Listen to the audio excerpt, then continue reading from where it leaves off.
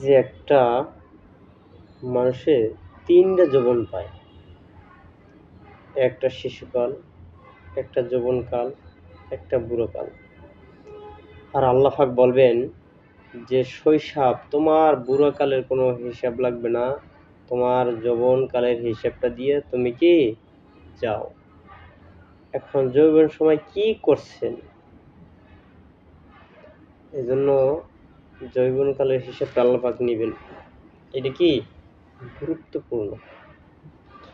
এজন্য এই বয়সে যদি আপনারা ইবাদত করেন বা দিন ধর্মের কাজটা করেন, তাহলে কি আল্লাহ পাক বলেন যে দেখো ফেরেশতারা, ও তো আমার ভয়তে করে না, ও তো নিজের জন্য করে না, ও তো আমার ভয়তে করে বা আমাকে মহব্বত করে, আমাকে ভাসে, এই জন্য আমার কাজটা কি করে।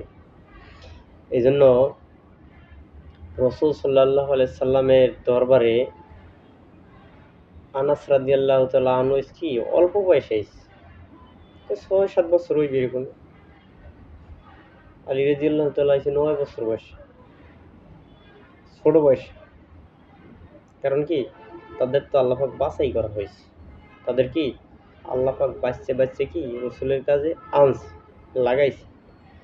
এজন্য কি আমাদের দিন ধর্মের কাম করতে হবে, রসুলের জিন্দিগি করতে হবে, সাহাবায়ে কেরামের জিন্দিগি করতে হবে। উল্টোপাল্টা চিন্তা করাই যাবে না। এই দুনিয়ার মনে দুনিয়া ঠিকই পড়ে থাকবে, কিন্তু আমি থাকবো না। দুনিয়ার মনে দুনিয়া ঠিকই থাকবে, কিন্তু আমি থাকবো না। এই পৃথিবী যেমনি আছে এমনি আছে, যেমনি আছে এমনি ঠিকই পরে রাখবে, কিন্তু কি পরে রবে, কিন্তু আমি থাকবো না। আমি যখন থাকবো না, এই দুনিয়ায় থাকার জায়গা না, অল্প সময়ের জন্য বানাইছে আমাদেরকে। এই জন্য কি আমার ইমানটা ঠিক করে দুনিয়ার থেকে যাইতে হবে।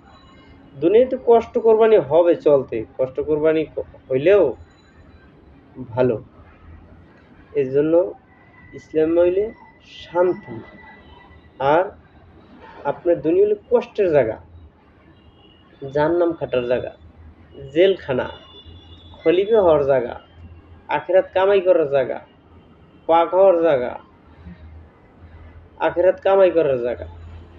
এখানে কিন্তু সুখ শান্তির কথা কোনো বলা হয় না। সুখ শান্তি হবে কি পরকালে। এজন্য কি এই দুনিয়ায় সুখ কোনো সুখ না। এই দুনিয়ায় জাহান্নামটা খাইতে যদি যাওয়া যায় কালেমা নিয়া, দিন নিয়া, তাহলে মনে করেন আল্লাহর রহমতে কি পরকালে আল্লাহ পাক জান্নাত দিয়ে দেবে। বড় একটা কি জান্নাতের আপনাকে মালিক বানাই দেবে, কিন্তু রসুলের কাজটা করতে হয়। এই জন্য ৭ আসমান উপরের ভিতরে যত জায়গা আছে সব এক পাল্লায় দেবে, কলেমা কি অপর পাল্লায় দেবেন। কলেমা কি মহে মহে কইবেন, এই কলেমার কি বাস্তবে যাইতে হবে। এই জন্য কালেমার বাস্তবে গেছে বেলাল রাদিয়াল্লাহু তাআলা, যেই কালেমা গ্রহণ করছেন এই মারপিটে শুরু হয়ে গেছে। হয়েছে কি তোমরা আমারে মারো না, আল্লাহ পাকি আমারে মারে। এই কথা কইয়া কি বেটা কামিয়ে গেছে, কি কামিয়ে মহা কামিয়ে, আজান না দিল রাত পোয় না। এই বেল্লালের মাথা ঠিক নেই, বেল্লালের মারি আমরা, কয় আল্লাহ পাক মারে। আমি যে ইমান আনছি এটা আল্লাহ পাক পরীক্ষা করবে না? 10 দুনিয়ার সমান যে একটা জান্নাত দেবে এমনি এমনি দেবে? তোমরা আমারে মারো না, আল্লাহ পাকি আমারে মারে। এই কথা কইয়া কি সে কামিয়াবি হয়েছে। কি কামিয়াবি? মহা কামিয়াবি। সে আজান না দিলে রাত পোয় না। তো কিসের দাম? কলেমার দাম। এই কলেমার জন্য, দিনের জন্য সাহাবায়ে কেরাম জান দিয়ে দিচ্ছে। সাহাবায়ে কেরাম কি করছে? জান দিয়ে দিচ্ছে। এই জন্য আল্লাহ পাক বলছেন যে আমার দিন কায়েম রাখার জন্য কি করো, তোমার ছেলে মেয়েকে এতিম বানাই দাও, তোমার বউকে বিধবা বানাই দাও, তারপরও কি আমার দিন জিন্দে রাখো, ইসলাম কায়েম রাখো। না আমাকে বউরে কইবে না না না যুদ্ধে যাইও না ভাই, যে কয়দিন আছো থাহো, যুদ্ধে যাইয়ে মরণের দরকার নাই। মানে কি বুঝছে দুনিয়া, এই দুনিয়াও শেষ, তার আখিরাতও শেষ। বাপে কইবে না বাবা যাওয়া লাগবে না, পোলায় কইবে না বাবা যুদ্ধে যাওয়া লাগবে না, মানে কি হেতে মরছে আমার লইয়া মরবে। এখন ওই কালেমাটা কি আমার ভিতরে থাকা দরকার।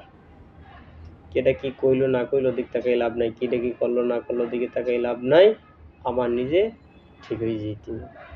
ঠিক আছে, আলহামদুলিল্লাহ ভাইয়া, চিন্তা ভাবনা করেন, আসলে আল্লাহ পাকে পাওয়া দরকার, আল্লাহ আল্লাহ পাওয়া দরকার, ইমান নিয়ে কবরে যাওয়া কি দরকার। আলহামদুলিল্লাহ।